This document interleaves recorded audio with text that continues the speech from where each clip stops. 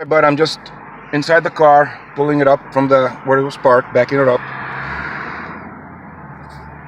It was between two cars. I want to get more space so I could take a picture of the car.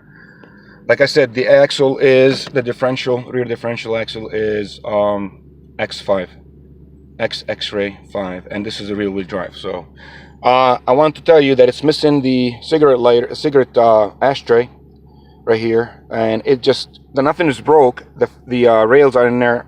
If you get one from eBay or local salvage yard or whatever, you probably $20, and it just slides in there. The dashboard shows a little Velcro which can be taken off. There's no holes or anything here.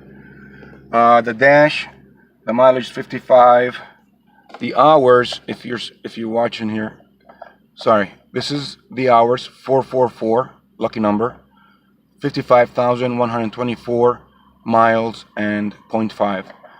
So everything, the dash works. The 08 models and some of the 07, the dash stops working, especially in winter months.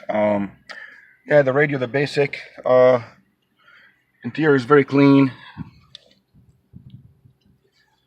You know, I got kids, and I drove the car for, on local trips just to make sure it's running. I have more P71s.